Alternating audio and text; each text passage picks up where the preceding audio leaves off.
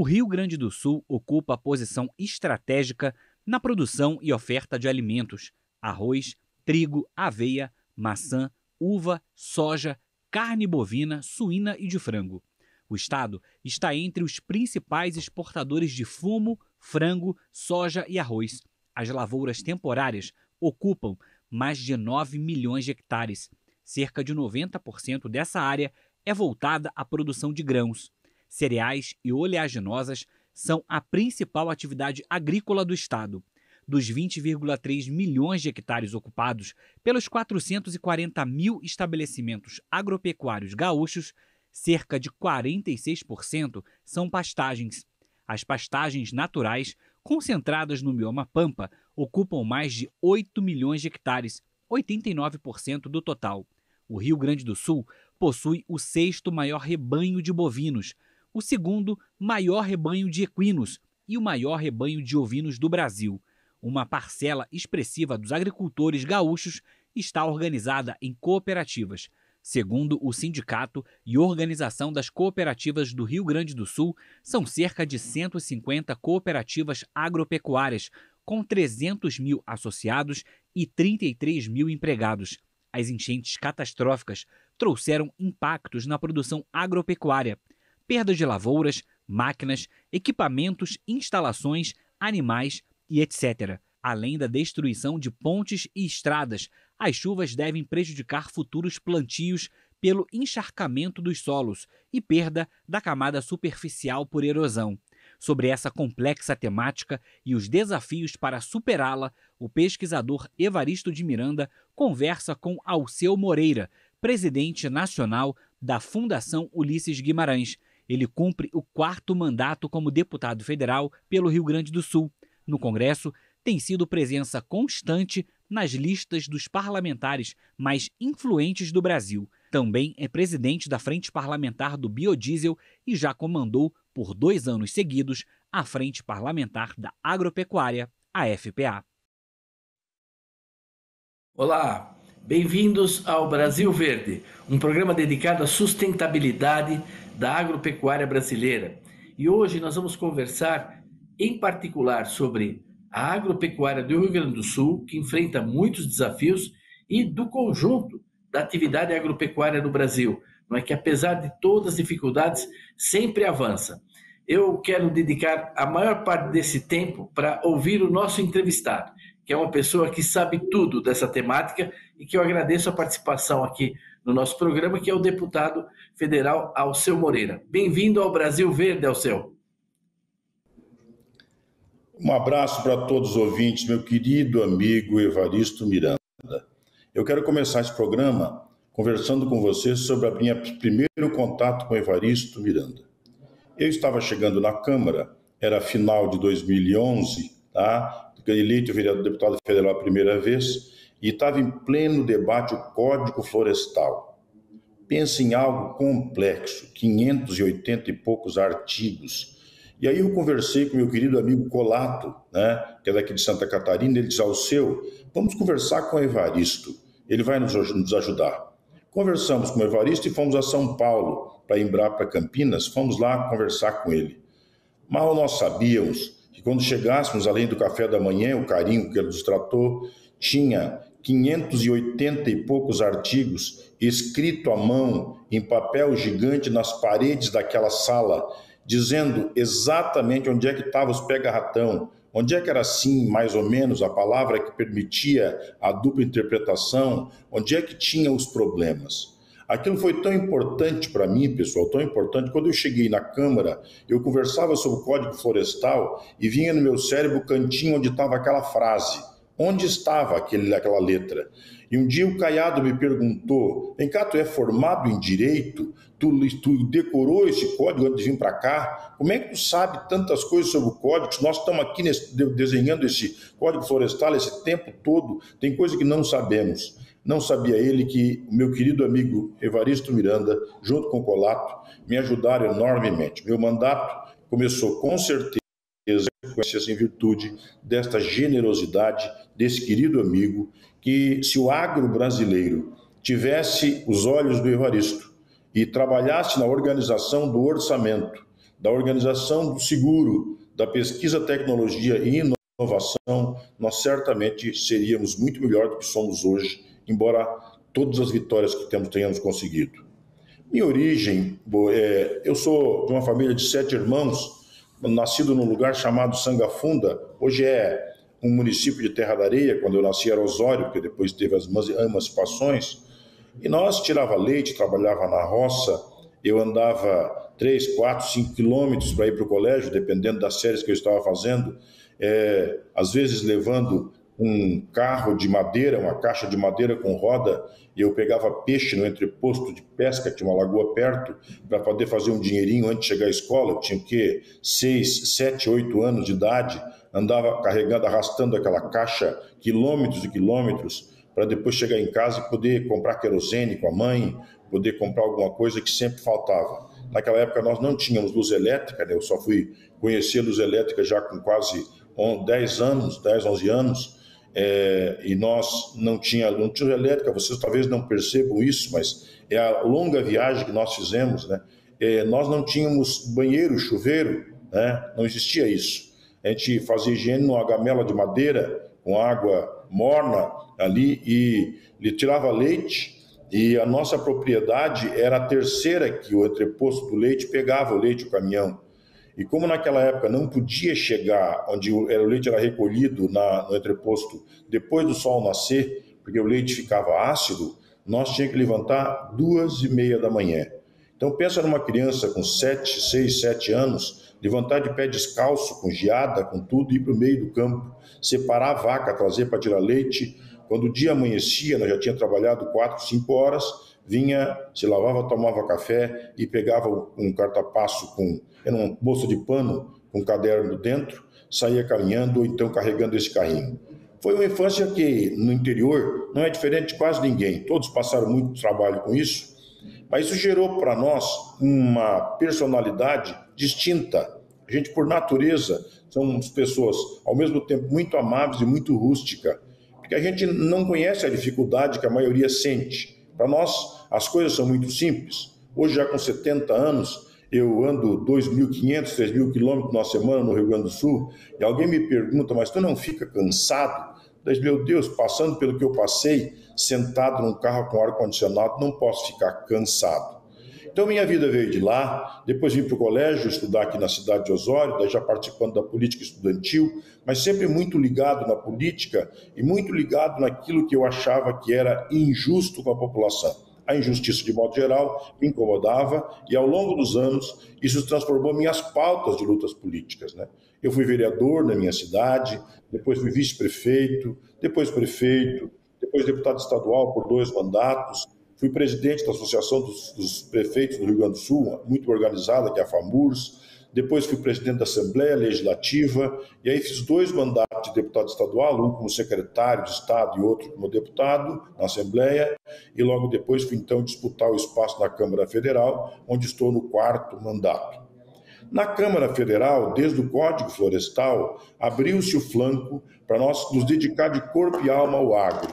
Graças a Deus, certamente ele lá em cima é isto, porque pensa num lugar que dá muito trabalho, mas muitas vitórias. É muito honroso defender as pautas do agro no Brasil inteiro. Mas eu queria que tu pensasse aí. Nós somos do Brasil que importava carne de Chernobyl. Nós somos do Brasil, e eu com 70 anos, vim do cabo da enxada para o iPhone. Tinha coisas, Evaristo, que a gente não imaginava. A gente imaginava que quando alguém fosse oferecer na propriedade, seria corrido da propriedade, né? Porque dado o grau de conservadorismo do nosso produtor. Pois é, me enganei redondamente. Passou o tempo, nós evoluímos, subimos a escada, a régua subiu. O nosso produtor entendeu perfeitamente que ele tinha que ser competitivo. Para ser competitivo, ele precisava, então, adotar tecnologia, pesquisa, inovação.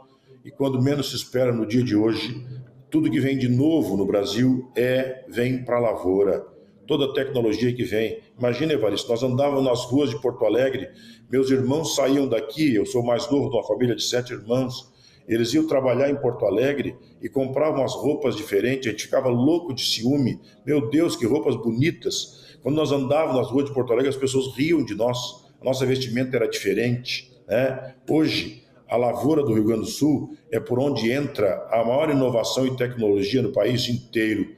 Se pensarmos que nós produzimos talvez o único texto em que qualquer chefe de Estado no mundo, em qualquer tempo, se ele pensar que a sua população precisa comer nos próximos 20 anos, ele tem que pensar em segurança alimentar. E se ele for uma pessoa prudente, ele separa uma cadeira para o Brasil, conversa com o Evaristo, conversa com a pesquisa, com a tecnologia, inovação, conversa com quem produz do Brasil, que se o Brasil não produzir, talvez a população dele não coma. Vê como nós somos a única pauta internacional permanente. Nós estamos no cérebro do povo brasileiro, porque parece mentira que aquela mão estendida da dona de casa no supermercado, para que ela possa pegar o produto e levar para a mesa, para sua família e seus filhos, um brasileiro em algum lugar está produzindo, com alta tecnologia. Lamento, é claro, que nós não tenhamos dos governos a compreensão deste processo, porque a célula mobilizadora de trabalho e renda, que é produzida no agro, ela tem um grau de multiplicação desde que sai do solo, né? Como é que o governo não percebe que o ventre que é capaz de parir um Brasil novo é a terra, né? O ventre que é capaz de parir um Brasil competitivo, qualificado, exemplar para o mundo é a terra. E aí temos processo de financiamento absolutamente equivocado, com bancos ganhando loucuras em cima do agropecuária, sócios ocultos, um sistema de seguro anacrônico, completamente ultrapassado, que podia perfeitamente copiar do México, um pouco com os Estados Unidos, talvez um pouco com a Espanha, e produzir um pouco de um seguro decente para o Brasil, que nós estamos fazendo lá com a Tereza Cristina, com tantos outros, né, trabalhando, o pessoal da FPA, trabalhando para produzir um seguro, porque financiamento, pessoal, crédito, não é aquele cidadão banqueiro bem vestido e um produtor lá embaixo da escada pedindo, por amor de Deus, dinheiro. Crédito, meu amigo, crédito é risco. Quanto menor é o risco, maior é o crédito. Não há corte de risco sem seguro. Então, Evaristo, nós temos muito a fazer, mas eu, cá para nós, tenho um entusiasmo enorme, porque todos os dias eu tenho vitórias para comemorar. Alceu, eu queria te agradecer aí quando você pega o seu chimarrão, não é? Essa aula que você nos deu, contando aí com a sua história, que é a própria história também dessa evolução da agricultura. Nós vamos fazer um pequeno intervalo e a gente volta imediatamente para falar um pouco dessa agricultura brasileira, não é? Você teve agora aí a Expo Inter, você participou de coisas bem recentes, tem informações interessantes para todos, e falar também dos desafios da agricultura do Rio Grande do Sul. É um minutinho e a gente volta já.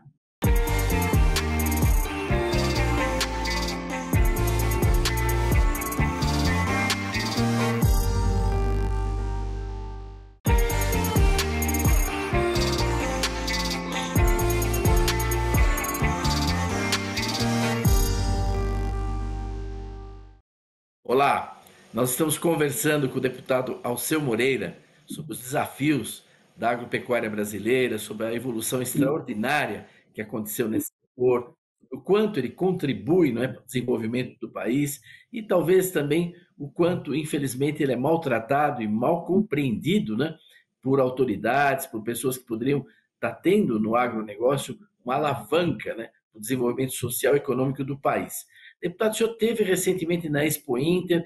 Como é que o senhor está vendo? Assim, o que o senhor tem a informar um pouco sobre esse quadro geral da nossa agricultura, e em particular sobre esses desafios que vem enfrentando, né, a agropecuária gaúcha desde 2021, uma sucessão de problemas que parecem não terem resposta adequada? Bom, Evaristo, primeiro a gente precisa deixar claro o seguinte: quando a gente tem problema do tamanho nem sempre a culpa são dos outros, né? A gente tem que fazer autocrítica e pensar no nosso problema. Nós, há muitos anos, devíamos estar tratando a nossa mãe terra. Nós devíamos estar curando o nosso solo, né? Os 20 centímetros de superfície devia ser tratado com todo zelo. A reservação de água, da mesma forma, nós temos chuva durante o ano que é capaz de colocar água em qualquer lugar. Tem um mandamento que o velhinho lá em cima deu para nós, que é o seguinte: o velhinho chove, entrega água a domicílio em todas as propriedades do Rio Grande do Sul. Mas ele nunca disse em que tempo ela tem que chegar no mar. Nunca.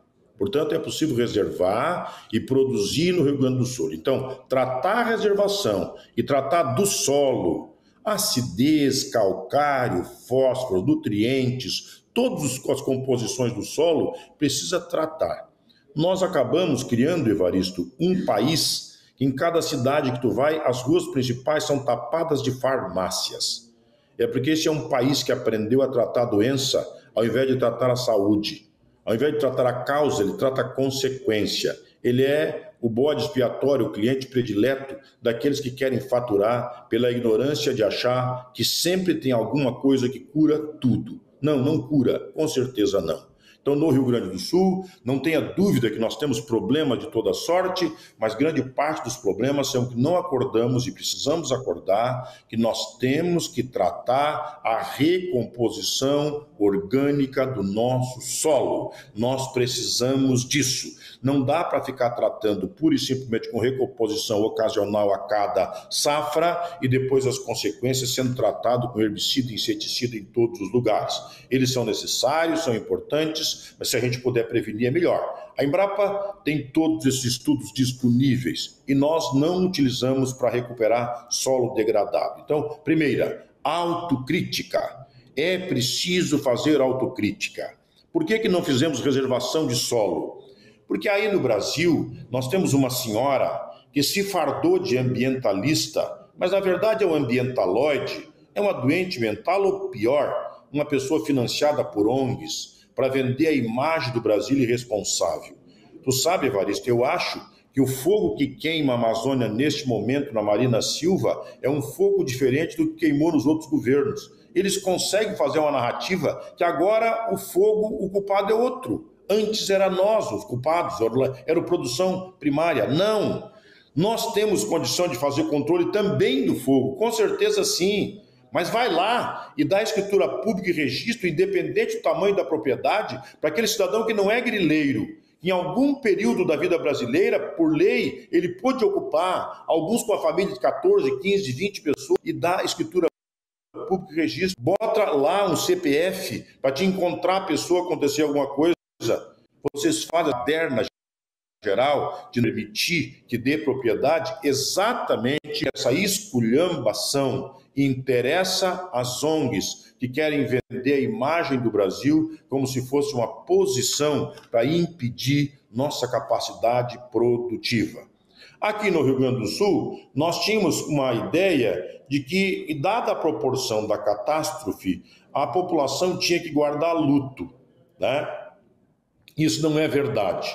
A gente imediatamente foi para o front e disse o seguinte: não pode deixar de ser feito nenhum rodeio, não pode deixar de ser feito nenhuma exposição, não pode deixar de ser feito nenhuma festa. Sabe por quê? Porque quando tu faz uma festa dessa, alguém estende a barraca, alguém vende pastel, alguém vende garapa, alguém vende cerveja, alguém chega, alguém organiza mangueira, alguém põe luz, põe a iluminação pública. Essas pessoas todas têm trabalho. É estas mobilizações que geram trabalho e renda para 35% da mão de obra ocupada do Rio Grande do Sul é invisível. Sem isso, nada acontece. Tinha a decisão, então, de não fazer a Expo Inter. 70 dias atrás, o nosso parque estava completamente destruído. Teve lugares no parque que ficou com 3 metros de água embaixo d'água. Não íamos fazer. Pois é.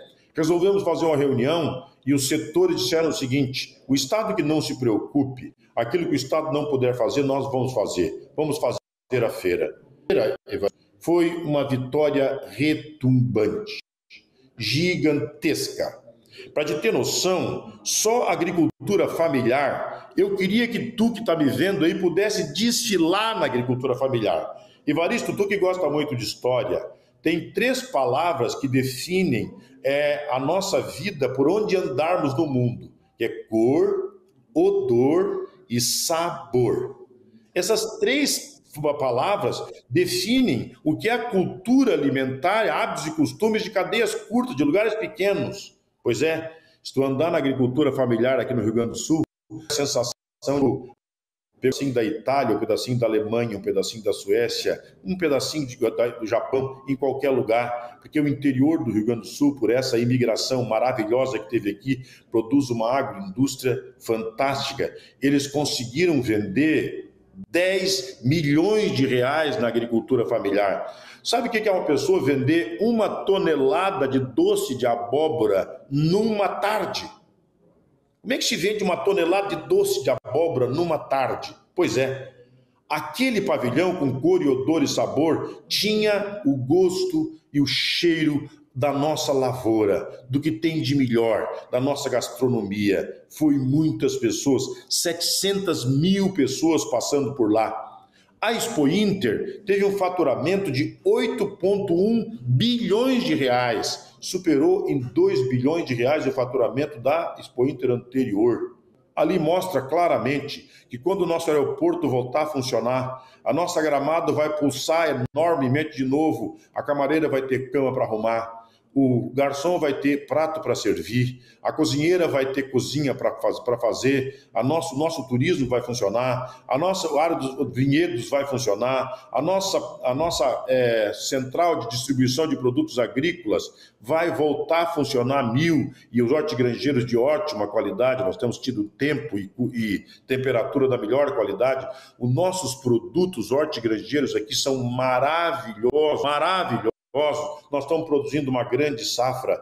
Este é um povo que não se conforma. Mesmo depois de 130 dias em que o governo federal desce aqui com aquelas capas da Defesa Civil como se fosse salva tudo e não salva nada, anuncia milhões que nunca chega. Eu nunca vi ninguém mentir deliberadamente. Pior, eles mentem para fora do Brasil. Aí no Congresso, quando eu converso com meus colegas deputados, mas não está tudo resolvido. Não está. O dinheiro que eles disseram que mandaram para cá, eles não mandaram, né? Veio para cá um ministro chamado Pimenta, para ser o ministro dos ministros, ele ia governar o governo. Era assertivo isso. A gente vai conversar com ele e ele nos indica qual é o ministro que vai atender. Se é casa, é o ministro da cidade, se é transporte, é o ministro do transporte, assim por diante vai distribuindo. Pois é, o seu Pimenta tem um discurso político daqueles da esquerda radical, não diz nada, não harmoniza nada, se transformou em pimenta nos olhos dos outros. Nós não temos nada, quase nada do governo, mas nós não perdemos a esperança. O ministro da Agricultura veio, parte do que nós pedimos já estamos resolvendo, vai ser com atraso, mas nós sabemos que a única fonte para refinanciar o Rio Grande do Sul é o governo federal. Então não se iludam, por mais que nos humilhem, por mais que atrasem, por mais que trate mal o povo gaúcho, que o Brasil inteiro tratou bem. Evaristo não pode imaginar o que é ver um estádio do Nordeste abrir um jogo de futebol e o cara cantar o hino do Rio Grande do Sul. Que abraço, que amor dessas pessoas, carretas e carretas e carretas de coisas chegando aqui para nos ajudar. O povo tem paixão por nós nos sentimos abraçados pelo Brasil inteiro. E, infelizmente, no caso do governo federal, nós somos o imã no sentido contrário. Ele se afasta, faz discurso, mas ajuda muito menos que devia e vai chegar atrasado. De qualquer sorte, não se enganem. Nós vamos fazer a crítica ácida porque merece, mas manteremos a ponte de pé para poder conversar com o governo e buscar solução. Alceu, você resumiu e trouxe muito alento. E é maravilhoso isso que você falou da Expo Inter. Eu vou nas exposições aí no Rio Grande do Sul e você vê esses jovens casais com o carrinho de neném, não é? Trabalhando ali, investindo na agricultura, né? Não estão fugindo do campo, não estão investindo em apartamento na Flórida, nada. Eles se dedicam mesmo o que ganham para construir, reconstruir essa agricultura. Nós chegamos, infelizmente, já no final do nosso programa. Eu queria te passar a palavra para os seus comentários finais aí em 1 minutinho, já agradecendo antecipadamente aqui toda a ginástica que você fez para nos atender. Muito obrigado. Evaristo, eu queria deixar para ti e essas 500 milhões de pessoas, toda essa quantidade de pessoas que nos acompanha, eu queria deixar um grande abraço e dizer o seguinte: quando a gente tem 70 anos, como eu e o Evaristo, a gente começa a ver a vida também pelo retrovisor. Mas a gente tem o olho no para-brisa porque a gente quer deixar legado para a nossa população. as causas que defendemos, são causas que não têm nenhum interesse particular, são interesses do nosso país. Eu sonho que um dia tenhamos um governo que tenha o interesse, a cultura, a decência, a honestidade, a integridade da média do povo brasileiro. A política brasileira afastou completamente os bons das decisões políticas. Grande parte não participam. Este Brasil que fala de uma Bíblia que quase ninguém conhece e de um Código Penal que todos ficam dentro, este Brasil não é o nosso. O Brasil de verdade é um Brasil que passa pela roça, que veio da enxada para o iPhone. Este é um Brasil que deu certo. Se tivermos um governo com integridade, se tivermos um governo que realmente nos coloca no mapa da discussão mundial, este é um país que não terá nenhuma pessoa com fome, terá um Brasil descentralizado, terá um Brasil autônomo do ponto de vista energético, terá um Brasil com um tapete verde. Este é o Brasil que mais vai produzir energia limpa no mundo. Nossa matriz energética vai fazer com que indústrias se instalem no interior do Brasil, em qualquer lugar, sem 1 metro de fio e sem um poste. Seremos um país autônomo. Aquelas cidades que se mostraram há 40, 50 anos atrás, que todo mundo ia para lá porque tinha energia e estrada, agora esse Brasil se descola das grandes cidades todos os dias. Tu, Evaristo, como eu, basta ir no Mato Grosso, ver um pedaço de cerrado que tem 32, 33 anos, era um chão luz, sem nada, agora tem 200, 220 mil pessoas, pessoas com ótima distribuição de renda, pessoas muito bem estruturadas. Este é um Brasil que tem direito ao futuro. E eu ainda desejo sonhar que um dia nós tenhamos condição de eleger um governo que seja do tamanho da sociedade brasileira, que tenha consciência da sociedade brasileira, que tenha os olhos do futuro dos nossos filhos e netos e que possam fazer um país Brasil íntegro, competitivo, qualificado, para que esse legado possa me permitir descansar serenamente, vendo o meu país ser vitrine do mundo. Um abraço. Um abraço, muito obrigado. Agradeço a audiência de todos e convido a estarem conosco de novo a semana que vem para mais um Brasil Verde.